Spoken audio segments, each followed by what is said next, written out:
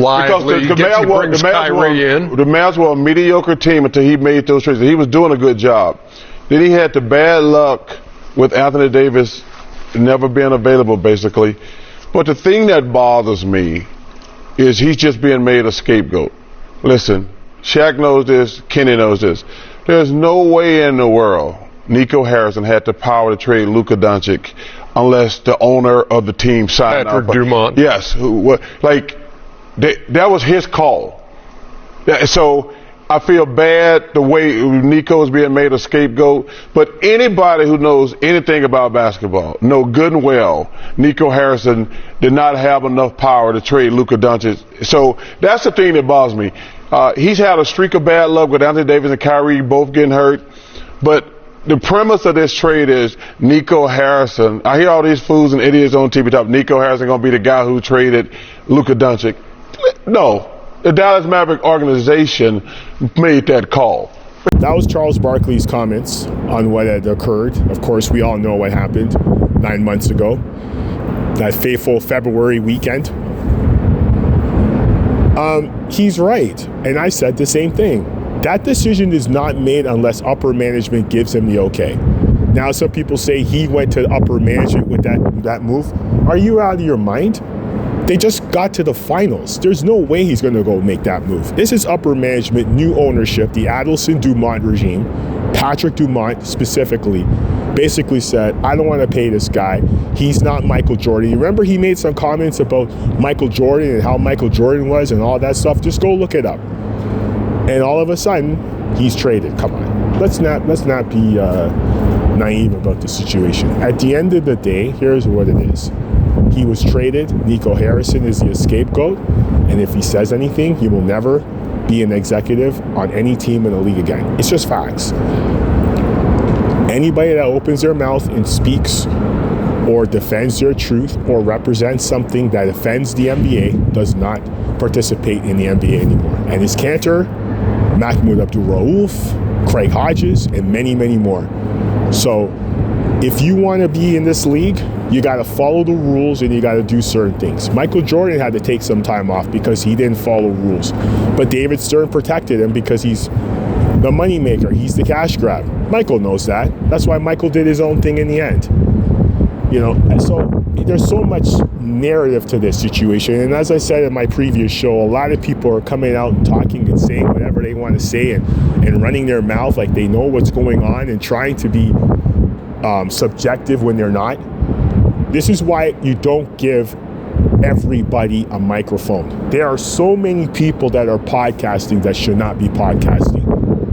They spend way too much time on a topic that takes 5 to 10 minutes. This is not a 10-minute topic. This is not a 20-minute topic. This is 5 minutes of easy explanation. So at the end of the day, look, he got fired. It's considered one of the worst moves in sports history, whatever. I understand the move. He should have gotten more. Anthony Davis, we all know what he's about.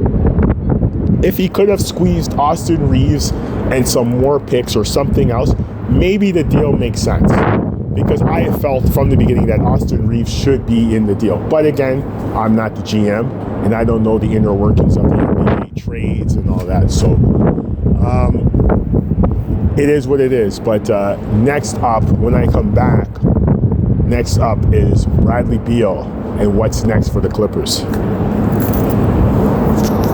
Bradley Beal has to undergo or has already undergone surgery for his hip. This guy's just had some bad luck. First of all, the first bad luck is when he got drafted by Washington. I was hoping that Washington would have traded him way before so he could be in a good situation, a good environment. Washington was never a great environment at all as far as I'm concerned. They're still in a bad environment, as you can see. But the bright spots were John Wall and Bradley Beal himself, and they made the best of what they could do. I mean, even that little run that they had when they had Paul Pierce for a year or so, I mean, they did do some things. And you know what? Bradley Beal signed with the Clippers after being released by Phoenix, which he spent a year with, and after 6 games, he's out for the year. And averaging 8.2, 0.8 rebounds, and 1.7 assists. Like, I don't know what to tell you all here who listen to this show about those numbers, but I think Bradley Beal has to assess himself, and I think he will. I think he wants to come back and play basketball. Now, will the Clippers be the team for him? I don't know. I don't think they should be. They're not doing anything. But Bradley Beal's one of those guys, if he could really put it together, he could be a very good asset to a championship team. But we got to stay tuned and see how his recovery is, and hopefully he gets back in time to really get himself ready to do what he needs to do on the court, because I know he can. I know some people have already thrown him under the bus, but I think he could do something. But let me just segue to the Clippers for a second, because they've been a mess since 2019. That trade that happened, that got Paul George from OKC, has been the ultimate disrespect to the fans and the organization. They thought they had everything in place. Obviously, they didn't, as you could see. Sam Presti went on to finally win a championship in June. Right now, the team is 12-1 and cooking very well. They got a bunch of good pieces, right? So they're doing something, and I expect them to be competing to retain and repeat their champion, to retain and repeat as champion. But what I want to say is about the Clippers, this is never going to change. Just like Sacramento, just like Washington, there are those teams that have the standard of not trying to win. Now, Sacramento, they have a very, very, very fantastic fan base. One of the best fan bases in basketball. Crazy as I say it, but they do. But the team has never been in a position to really do something to win. So, I don't know what to say about the Clippers. I mean, James Harden is trying to play it out, but how long is that going to be? Chris Paul, averaging less than 3 points a game, has had a couple of DNPs. It's a wrap for the Clippers. So at the end of the day, you look at it like this. The Kawhi situation, and I didn't even mention Kawhi until now. How many games has he played this year? So we got to look at it like this. Like, the Raptors fans at the beginning were upset about this when he left, but the Raptors, they're looking good for the future. The Clippers are not. Lawrence Frank may be on the hot seat, who knows, but you look at the two organizations, you saw where they're both going, the directions they're going, and right now, if you're a basketball fan, you're looking at the Clippers and you're like, yeah, not good. So that's my take. So next up, I want you all to listen to this soundbite with Doug Christie, and then I'm going to continue on with this special outdoor edition of the court. Get ran off the court and see if you get some respect. I've been to all of them. And I've taken butt whoopings. Like, that's part of it. But you know what I do? I'm going to come back. Nah, that ain't it. You are not going to represent Sacramento Kings. It just ain't happening, man. Not while I'm here. And you know how that goes. So I'm a realist. It's part of our business. But nah, put on a jersey, represent it properly. These people need to come into the turnstiles, and they need to be proud when they leave here about the product that they see. So that was Doug Christie. Oh man, a lot to say after Sacramento losing by 33.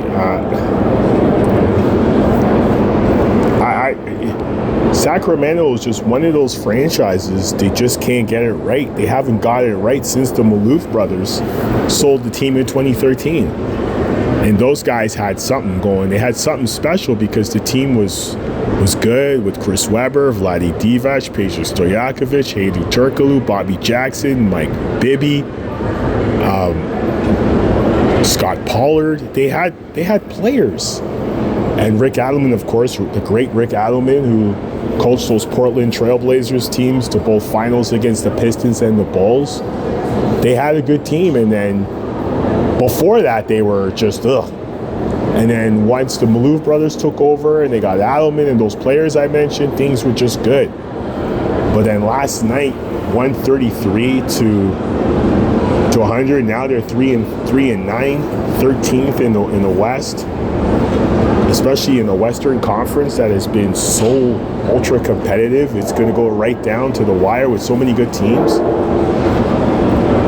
You know, losses to the Nuggets, losses to the Timberwolves, losses to the Thunder. The only team they beat in that stretch was November 5th when they beat the Warriors. Otherwise, they've been just struggling. 4 straight losses against 4 teams who, I mean, let's look at the Hawks. It's like, whatever.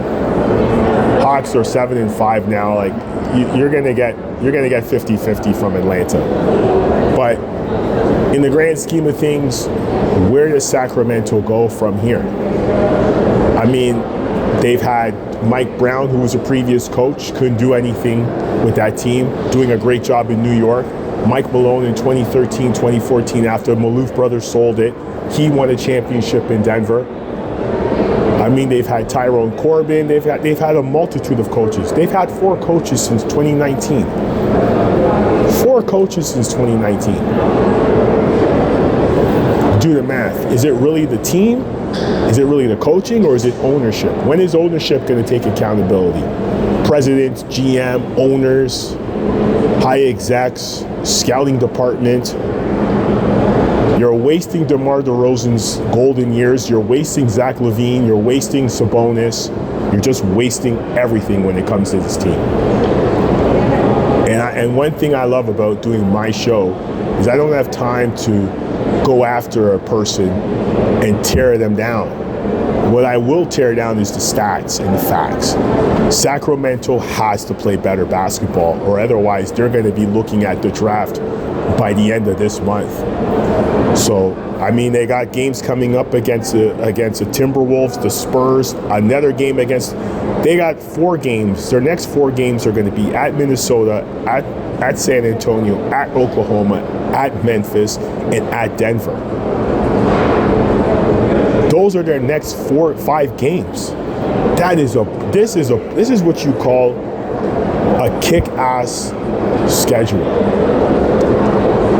Tomorrow against the Timberwolves, the 16th against the Spurs, the 19th against the Thunder, the 20th against the Grizzlies. We don't know where they're going, so that could be a win there. And then another game against the Nuggets. So they gotta do something. They gotta do something. They gotta figure it out, and they can. But this stretch of games that they've had to start the season has been brutal. But these are test games. These are the games where you gotta test yourself and see where you're gonna go, how you're gonna go. So Sacramento right now, I mean, come on, you see them, and they've already played Denver twice. They lost the second game of the season against them, and they lost the third game of this, not third game. They lost their 6th game of the year. Their 6th game of the season they lost against them. Sorry, my apologies. Let me get it right. Sorry. Not their 3rd game of the season. November 3rd, they lost to Denver. November 11th, they lost to Denver. And they're playing Denver again on the 22nd. So, the rest of their season, they got some games that they could win. But those are the games you need to win when it comes to seeding in the Western Conference. So they need to figure it out and figure it out quick. But I'm trying to figure out, why did they get such a brutal schedule like that to start the season? I mean, you call it brutal because of the level of play the team has been displaying the last few years, but this is where you put yourself on the map. And Doug Christie's going to do whatever he can. He is, but how much can you do? So at the end, the Kings have a lot of work to do. The schedule speaks for itself, but you got to figure it out. When you're playing in the NBA, there's 350 spots? There's not a lot. So you got to take every game one play at a time, put yourself in the position to make good plays, and try to win. If you're hungry to win, you'll get that meal.